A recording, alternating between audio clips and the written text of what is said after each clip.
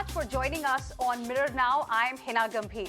Today, we dedicate this program to someone who is a dreamer, a believer, a doer, an achiever, a mother, no wonder called a homemaker. Someone who's been battling barriers that a sizable half can never imagine. Someone who's been breaking glass ceilings which shouldn't be there, which no other species has, that she is you. It's International Women's Day, just one of the 365 days you make things move on Earth. I want you to meet four wonderful women. They've battled every ism, hammered at barriers and shattered them, defied limitations, redefined what is possible. They've taken unconventional paths in a conventionally adverse ecosystem to taste success. Way before Beti Bachao, Beti Padhao was launched, these were the tailor-made ambassadors for it. Let me bring the archlights today on Dr. Kiran Mazumdar-Shaw, Executive Chairperson, Biocon Limited, Dia Mirza, actor, producer, UN Environment Goodwill Ambassador and United Nations Secretary General's Advocate for Sustainable Development Goals, Global Ambassador, International Fund for Animal Welfare. Priya Agarwal Heber, Director, Vedanta Limited, is live with us, and Avni Singh, Spice Health CEO. Welcome to Mirror Now and a happy Women's Day to all of you. Dr. Kiran Shaw, I want to begin the discussion with you. You're a successful entrepreneur. Without going to a business school, you started your own company in 1978. At that time, when there were two global superpowers, you showed Indians that being a woman itself is a superpower. But you still call yourself an accidental entrepreneur. How did that path-breaking accident really happen? Well, I returned from Australia as India's first qualified brewmaster. I couldn't get a job because of a gender bias. And it was an accidental encounter that sort of saw me start this company. So from being a job seeker, I became a job creator, and no regrets. And I often say that, I started my company because of a gender bias. And at that point in time, I didn't look at it that way. But today I feel women can do anything. And I think I always tell other women that if I could do it, any of you can.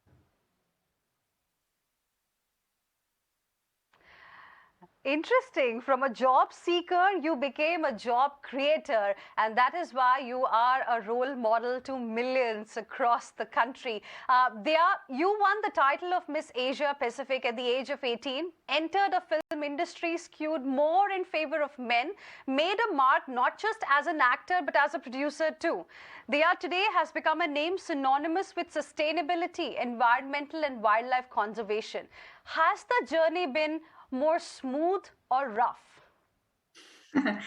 Well, I think as all women experience, it's always filled with challenges. I can count. I think the first time I became aware of my gender consciously was at the workplace, because I realized that the male counterparts were given more preferential treatment.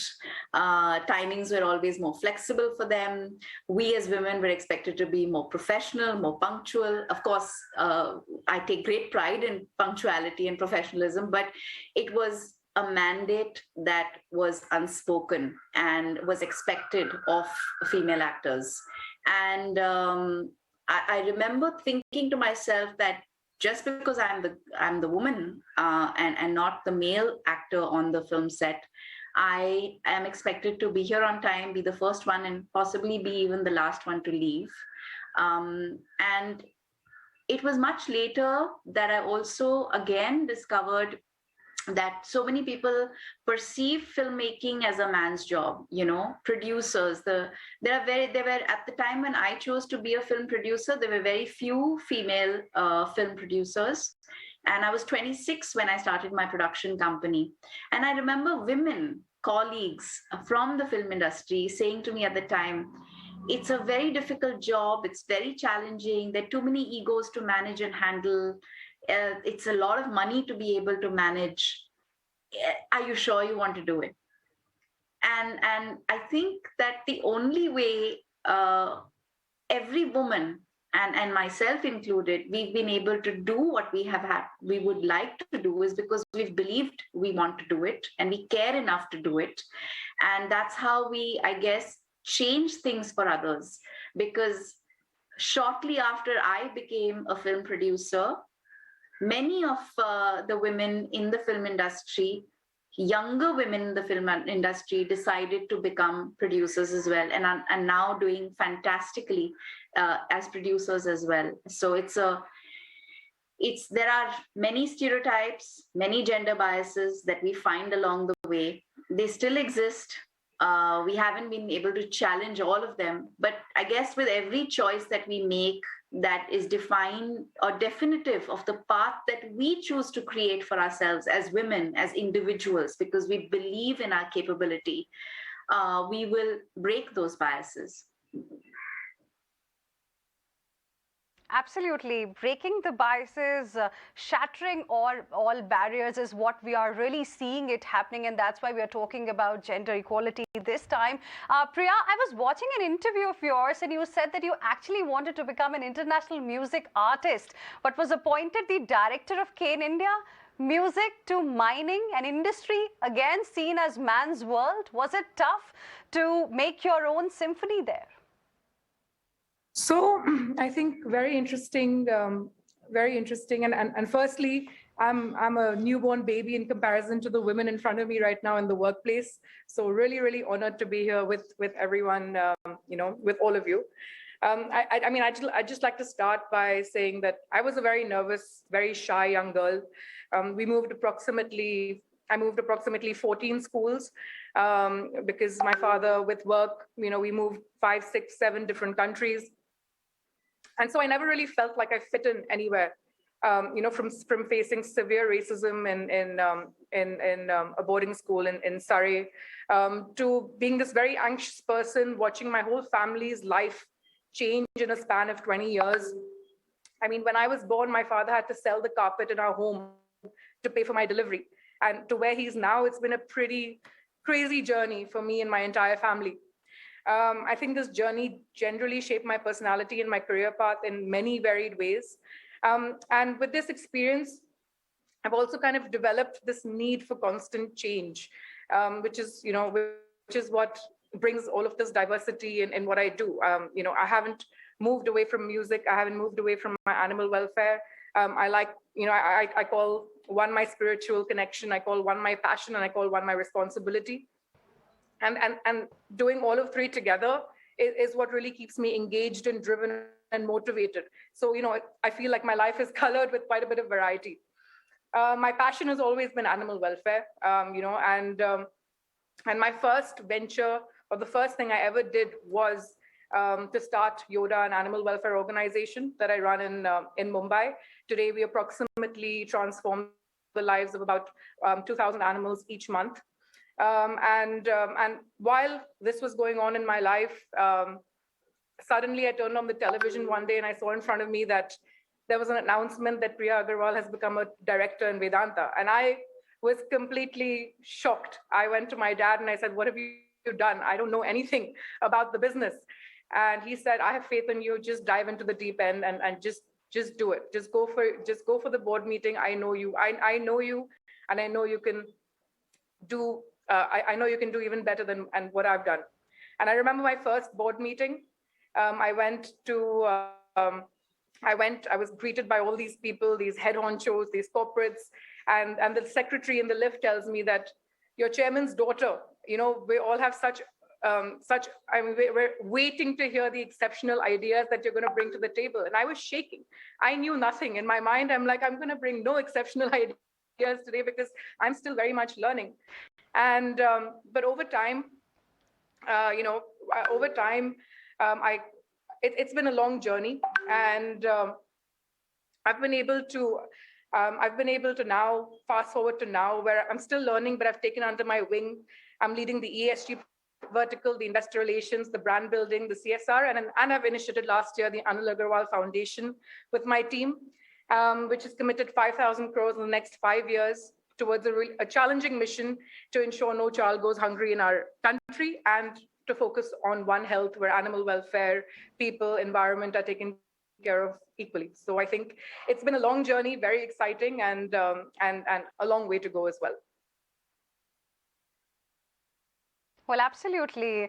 And a very interesting one, too.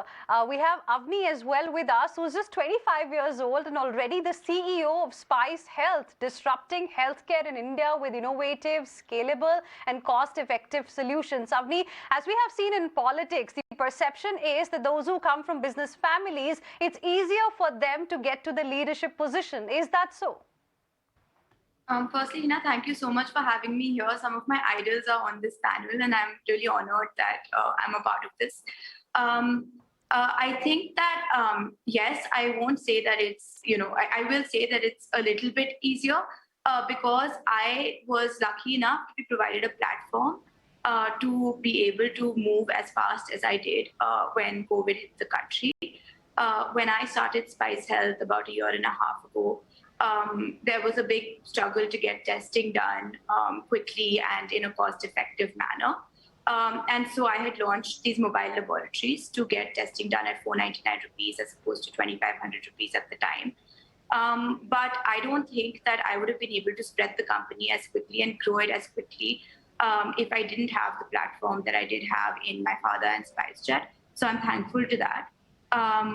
But that said, I do think that, Spice Health is, of course, a company in its own right, and we built it from scratch when I had launched it.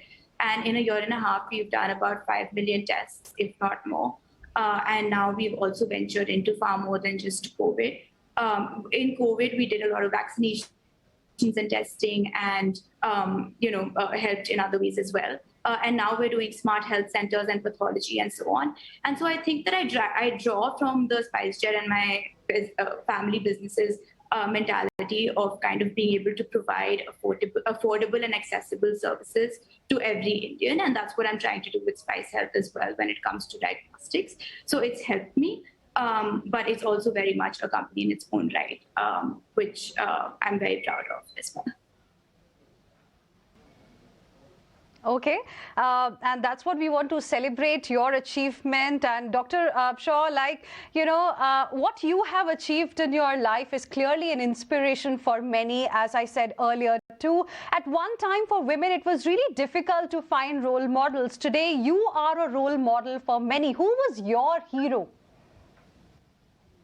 Actually, it was my father, my late father, who was my hero. Because he's the one that really basically gave me, the opportunity to do what I wanted to. He was one of the most liberal thinking men that I still know, because he was the one who basically gave me the courage and the empowerment to do what I wanted to do. And he basically banished the gender kind of bias in my own mind, and said that, I don't think, I should hold myself back. I have two brothers. So he actually treated us all on parity and said that we should actually, do whatever we wanted to do. And that's why he's the one who really gave me the courage. I think we need to be inspired by people who give us that confidence and courage. And I always believe that people who inspire me are people who teach you to believe in yourself. Yeah. Wasn't there any Masi or Bua in the family who would come to you and say, "Bas ho gaya, now focus on family and leave everything else aside"? Well, Heena, it's very interesting. Very often people would ask me, even after I started my company, people would come up to me and say, "It's great what you're doing, but don't you think it's time to settle down?" And I would say, "I'm very well settled, thank you." So, I think all of us go through these kind of expectations and very stereotypical kind of assumptions about what we should be doing in life.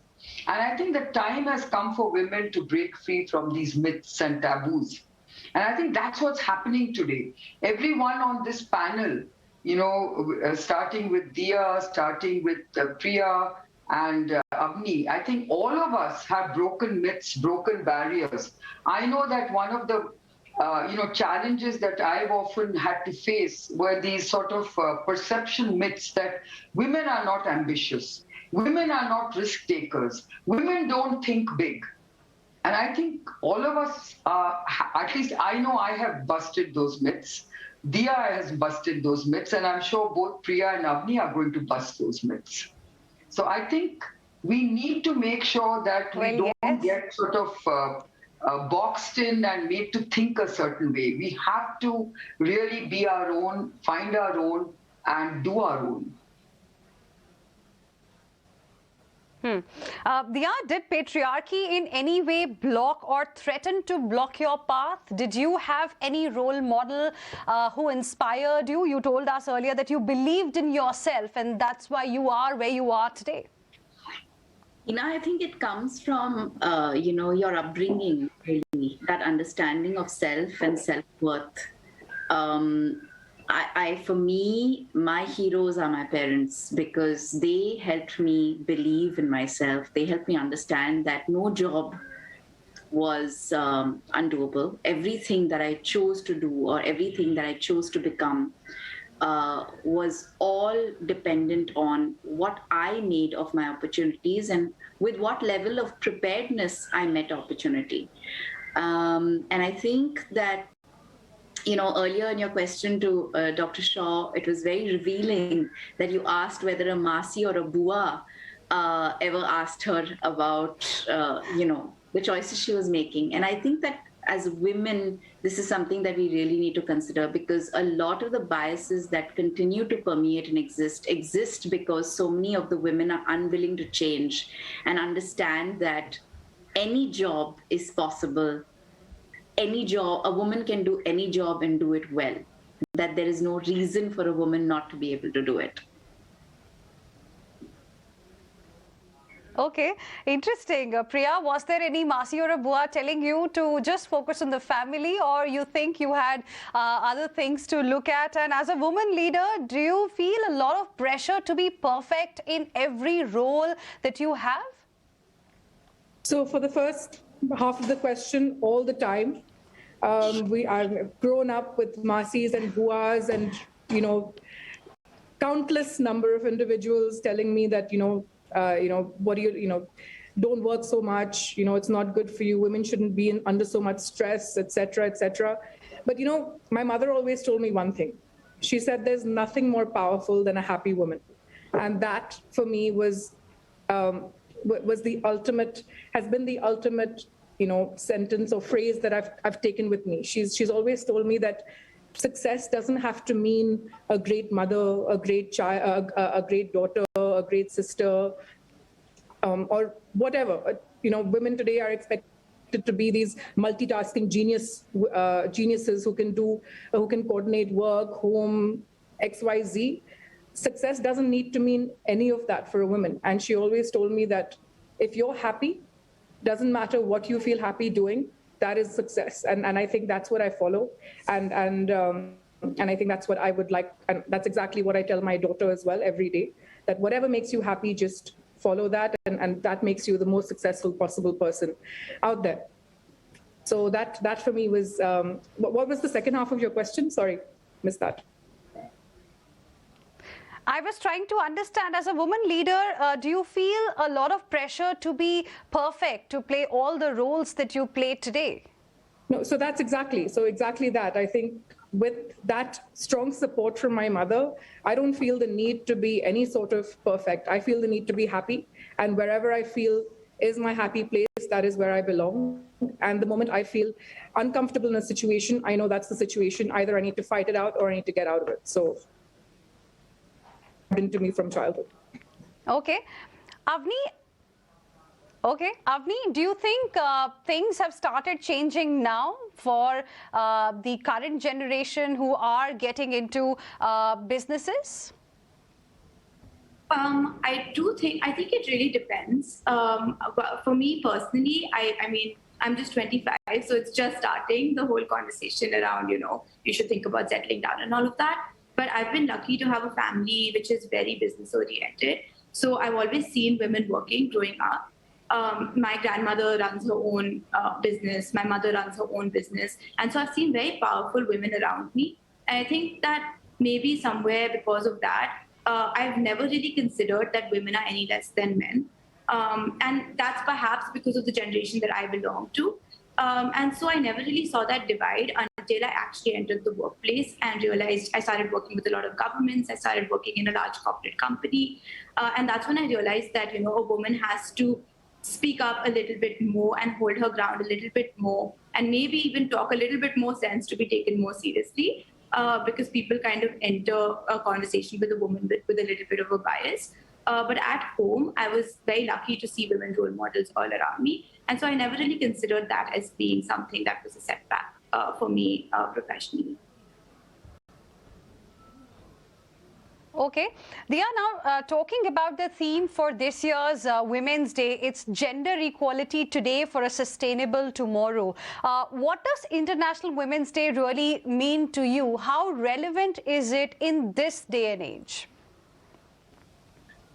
Well, the Sustainable Development Goals, Goal 5, which is gender equality, is a very, very critical goal. And when we talk about a sustainable tomorrow, we are addressing, and it's absolutely paramount that we address gender equality, because unfortunately, climate change impacts women more severely than it does men. And unfortunately, COVID has, widened the gender gaps, made gender equality even worse than it was perhaps before. We've had major setbacks on girls' rights, girls' education, and girls' safety. And I think that every one of us, and it's so wonderful that the ladies on this panel understand this so well, but I hope that every person and every woman and every man watching this panel understands how critical it is for all of us to play our part and do our bit to help girls and women build back from this crisis that they're currently in the midst of, that has actually set us back decades. We had made some very important advances. We've been set back hugely.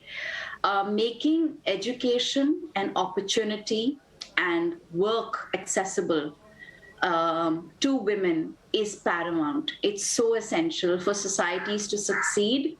And I really feel that it has to become an inherent part of everybody's nature to do what they can within the sphere of influence that they have and the access that they can create to create a healthier, a more equal and a more sustainable world for all people. And I think the theme this year is representative of the fact that we cannot hope to achieve a sustainable future without ensuring gender equality. Very interesting, because after COVID came into our lives, Priya, it was sustainability that became the buzzword. Everyone's really conscious about the issue of sustainability. Now, what is your view? How important is something like a Women's Day for you? Why do you think it needs to be celebrated? So, I would love to be sitting here and talking about gender neutrality, over women empowerment, talking about inclusivity for all, he, she, her, them. Unfortunately, we're just so far behind that we still need to keep women empowerment as such a key and relevant theme.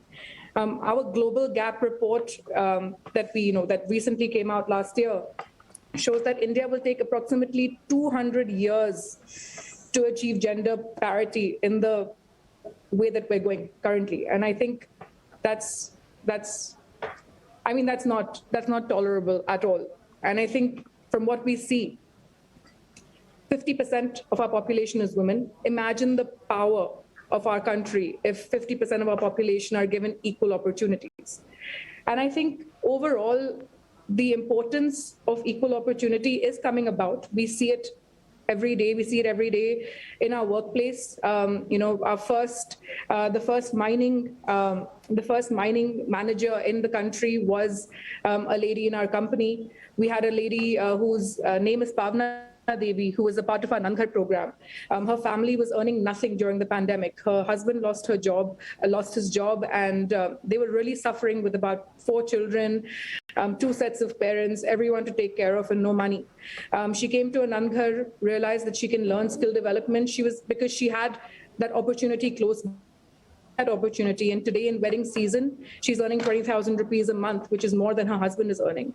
It's about getting that opportunity and giving women those opportunities, and I'm sure with what we've seen from Indira Gandhi to Indira Nui, Indian women, and the women sitting here today, Indian women can do it. We have to take advantage of the powerhouse of women that we have. Our Indian culture is probably one of the most progressive cultures. We're taught to respect transgender individuals in our religious books. We're probably one of the most progressive cultures out there, but we've somewhat forgotten who we truly are. This day needs to be celebrated each and every day, not just one day, until we can finally start calling ourselves proudly inclusive and equally opportune, and a place where there's equal opportunities for everybody. Okay. Avni, how relevant is something like Women's Day for you? I think it's incredibly relevant. Like all the women on this panel said, Indian women are a powerhouse. And I think that while every day should be Women's Day and women should be celebrated every day, it's very special to have one day that is, dedicated to celebrating women, because at the end of the day, we haven't reached, equality or equity. At the end of the day, women don't have the same opportunities as men. At the end of the day, women have to work harder to be taken seriously and to be given the same opportunities. And at the end of the day, most Indian women do have buas and masis telling them that they need to settle down, and that settling down comes at the cost of giving up your career. And I think it's very important on such a day to acknowledge that, look, Indian women can in fact do it all and can do it better in most cases than even men can. And so why not give them the opportunity and see, what happens? Because I think that we can be, a leading nation if we already are, but we can be really up there, if we take advantage of 50% of our population. And so a day like this is very special to just sit, take a step back and acknowledge and realize that women can be much more powerful if they're just given an equal opportunity. Okay. And Dia, now coming back to you, as we are today talking about gender equality today for a sustainable tomorrow, and the latest data suggests that, things have started changing. In your opinion, when you see women around you, has the Samaj changed really or perceptibly, or still a long way to go? We have a long way to go, Heena. The change that may be occurring is occurring in a very small percentage, and the impact needs to become wider and reach further. Priya shared some statistics which is available and accessible for everybody online to see as well. We have a very long way to go to achieve this. And I think when we talk about achieving a sustainable future, I think it's so important for everybody to understand that human health and progress and, peace and happiness is completely interlinked with the health of the planet. And that, when the health of the planet is in jeopardy, it impacts all people, and it impacts gender, and it impacts, so many of the things that we've just pointed to in the past few comments. There are horrifying statistics about how there was a rise in domestic violence, how there has been a rise in children and girls, especially dropping out of school because of COVID. And I think we don't spend enough time understanding the role of nature and the kind of havoc climate change is playing on women and women's lives. So there is a perceptual shift. There is a slight shift because there are female leaders in all walks of life who are now role models for other women to understand that when we are given the opportunity to educate ourselves, when we are given the opportunity to empower ourselves, we're capable of doing and achieving anything. And, whether it is, reaching space, or it is leading companies, or being successful entrepreneurs, whatever it may be. We're capable of doing it all. But the number of people who are getting this opportunity is too small, and that number has to rise. And I really feel, Heena, that the future is female, because wherever women are in leadership roles, wherever women are taking the lead, whether they're leading governments or they're leading companies, they're doing much better than their male counterparts. Fortunately or unfortunately, but that is the truth. And there is also enough statistical evidence of the fact that wherever women are in roles of leadership, the organizations are happier, the environments are more empathetic, are more caring, more kind, more sincere, and are more successful. And how do we do that? You're saying that, perceptual shift is what is visible right now, Priya. What should now be done so that more and more women are there at the leadership position? Because, there was another data that I was looking at which suggested that many reach to the managerial level, but there are very few women CEOs or who become directors of various companies. So what should be done? What is it that you are doing, say, for example, in the mining sector? So there are two things I'd like to say. One is a small example I'd like to give. There was a nice little riddle I was reading online, and I was asking a few people around me. A father and a son were in a car accident, and when they reached the hospital, the doctor came rushing in and said, "That's my son. How is that possible?" And when I asked this question, everyone was confused. The only person who actually got the answer right was my 7-year-old daughter. She told me because the doctor is the mother. And, it just doesn't strike you at first that a doctor can be a woman as well. Even in my generation, I would have thought that would have changed by now, but it wasn't coming to me immediately, but it came to my daughter. And so it's so evident that we're not born with this gender bias. It's something that has kind of been drilled into us. And I think first and foremost, I feel women need to take a break and need to break this bias within ourselves. We need to go to our workplace as a leader and not a woman leader. We should not be expected to be treated differently. Neither should we expect more respect, nor should we expect less, of course. But we need to break out of this inner bias ourselves and just make sure that we see ourselves as leaders and not women or any different to the men in the company that we're in. So first and foremost, I think it's something that we internally need to work on at large. Secondly, I think there's a lot India Inc. can do to ensure we speed up this process of women in leadership. Vedanta has taken up a strong policy that in the next 2 years, 30% of our leadership will be women. And if you build these very, very strong targets, we'll make sure we achieve those, and women do get those opportunities then. And I think every company should, kind of write out or maintain these targets such that more and more opportunities are given to women in leadership. Policies within the company, maternity leave, paternity leave, all very important. We've learned in the lockdown, that everyone can work from home. So these are all opportunities to ensure women, even during motherhood, can successfully work and take care of their child. So these policies need to very, very strongly be implemented in all our work, in our workplaces, such that women are given these opportunities and feel comfortable pursuing these opportunities as well. And if you really, and another example I'd like to give, which is also very important, there's a global company, Rio Tinto, a mining giant, did a self-analysis in the company and found out that 21 women came out and said that they were sexually harassed in the company.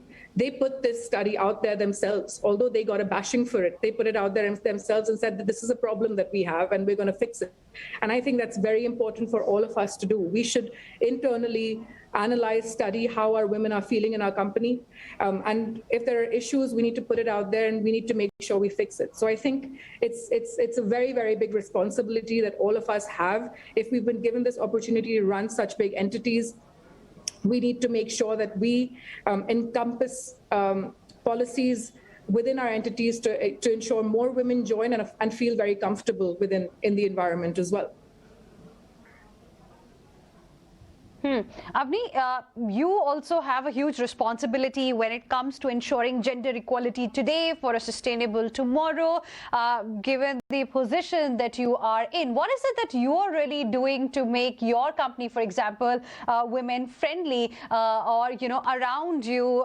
What is it that should be done so that we have more and more women at the leadership position? I think I completely agree with everything that's been said so far. Firstly, the confidence of being a woman and being a leader, and not just a woman leader, comes from within, and that's a message that needs to be spread very, very strongly. And this is something I always say to people within my company and even people I talk to outside. It's that you should walk into a room as a woman knowing that you're a leader and being confident and believing in what you have to say. And whether someone wants to hear it or not will be determined by how confident you are by what you have to say. So a lot of that confidence comes from within, and that's the first thing I think that I would like to say is that be sure that what you have to say is heard, and be sure that you say it because you deserve to. The other thing I'll say is that majority of my leadership at my company Spice Health is actually women, and it's been women since the inception of the company, and I think that it's been incredible that way. Because, like we've been discussing, women are very, very, good at what they do. They are very sincere. They are very deliverable oriented, and they can be very, very ambitious if they are just given that impetus and motivation to be that way, and often not even then. And so I think that's one thing that I have done is very consciously made sure that a majority of my leadership has been female. The other thing, like we were discussing about women's safety, is something that I'm very, personally involved in the company to make sure that everyone from leadership to the molecular technicians and everyone in the company at all levels, all women feel secure and safe within the company. Because unfortunately, this is a very, common issue where women can feel unsafe at a COVID lab. You're working long hours, you're working throughout the night. Labs are functioning 24/7. And so initially this concept had come up that, women don't feel comfortable at night. And so the night shift should be only men. And some women actually did come up to me and say, look, I feel totally comfortable, so why does this have to be a thing in the industry? And so I'd ensured that while women were there at the lab, we had cameras, we had an anonymous email that they could, use to talk about their experience. They could reach out directly to me if they felt uncomfortable at any time. And so I think that's something else that we can do to ensure that women feel motivated, safe, and comfortable to be in such positions. And, set some goals for having a certain number of females in an organization. I think that's very important as well. Okay, and before I ask you to share your ideas on, bringing the change in society that it's yearning for, in cinema specifically, with more and more women-centric films being made, do you think that change has started happening? And, in a way, films show us what's happening in the society. So if via films we are celebrating women and their achievements, do you think in real life it has started changing? Of course, there are themes that are led by women, and thankfully, there are more and more themes and stories that are being led by women. I hate saying female-centric because you never say male-centric, right? So I think what's wonderful is that because there is a bigger representation of women in the industry now, there are more writers who are women, more directors who are women, and more technicians who are women. I think it's helping improve our narratives. Also because stories now are being, especially female-themed stories, are being viewed from a female lens by women. And I think that makes a big difference because there were many stories, and that doesn't take away, I'm not taking anything away from the men who write these stories as well, because some of them write them really well. But I think it makes a big difference for women to tell a woman's story as well, because the lens that a woman sees herself from is always more astute. Um, I have been fortunate enough to be a part of themes that really challenge patriarchy, question sexism. And I think that themes and these narratives can definitely improve the way society is understanding and responding to the way we behave and we treat each other. Thappad, I think, was a wonderful example of a film that made people question the idea of raising your hand on a partner. And even though, a lot of people said, but it was one slap, I think the question is answered by the film itself, because that one slap makes the woman within the narrative question her identity, her well-being, her sense of self, and her self-respect. And I think that it's themes like these, it's stories like these that need to be told for more people to understand how deeply ingrained patriarchy is, how deeply ingrained sexism is, and how much work it will take for us to break these biases, shatter these myths, and really break away from patriarchy. I really believe in the power of choice. And I think that when we as women make individual choices, I'll give you a small example. At our wedding, we had the choice to, obviously have a pandit, but we chose a female priest because I don't think I set out to shatter patriarchy or break stereotypes, but I just felt so wonderful when I experienced a wedding that was led by a female priest. Just the way she read the mantras, the way she conducted the ceremony spoke to me so deeply. I felt so in sync with what was happening that I chose to have the same at our wedding. And I think it's every choice that we make that will determine a path for us as women. And I think in many ways will determine the path for many more women. And that's true for the stories that we tell, the stories that we represent, and also the story that we create of our own, the story that we create of our own lives. And I think every woman on this panel is doing that, including you, Heena. And that's how we will bring change in society. So when you decided to have a woman priest for your wedding, did someone in the family question, did someone in your friend circle question your decision or try to stop you that no, this is not how it is supposed to be done? Nobody questioned it, but everybody was surprised. They were like, wow, you have a female priest. We've never seen that before. That's unheard of. But I think what everyone experienced at the wedding was exactly the experience that I hope that everybody would have. To be completely connected with the ceremony, because she had the power to do so and she did it so beautifully. And I think everyone was just amazed at how beautifully she conducted it. And then, of course, when we shared stories or visuals from our wedding, so many more people came forward and said, we never knew that female priests even existed. And it's just so nice to see so many more couples now consciously choosing a female priest, because they do exist. They aren't as many as men, but they exist and they're beautiful. Beautiful story, in fact, indeed, that you've shared with all of us and our viewers as well. I think it's all about you as an individual. If you decide to do something, then nothing can really stop you. And, it's your story like yours, Dr. Shaw, Priya and Avni, that we've heard that really inspired many. And that's why we had you on this very special show today. One last question for each one of you. What is it that you will like to tell somebody who's watching you right now, for whom you are a role model? What will be that one message that you will like to give to someone who's watching you? Let's begin with Priya. I'd like to say exactly what my mother's told me. Don't stress too much to be what you feel or what the world feels is successful. just the most powerful woman or the most powerful individual in the world is a happy woman. So wherever you feel comfortable, whatever you want to do, define your own path of success. Don't let anyone else define it for you. Very interesting. Avni, what is your message to people who see you as their role model? I think I mentioned it before as well.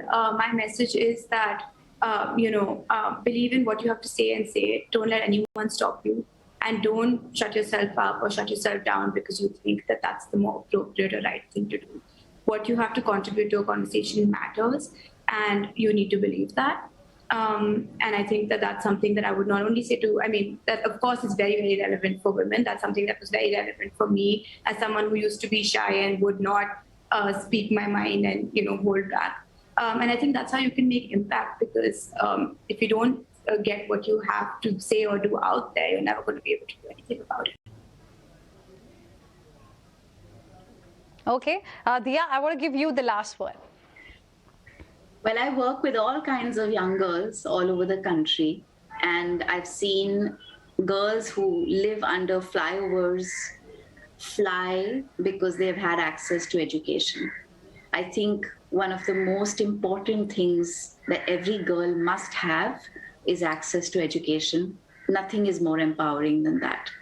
And then, of course, what defines our agency is our ability to ensure that we're financially independent. So work hard, create your own paths, and walk and speak your truths, because you are beautiful and unique and wonderful in your own authentic way. All right. Thank you very much, all of you. Thank you for joining us here on this special show. Thank you for sharing with us your stories. And clearly, it is a day to celebrate the achievements of you and all the women in the country. I wish all of you once again a very happy Women's Day. Thank you for joining us. Thank you for having us, Heena, and happy Women's Day to you too.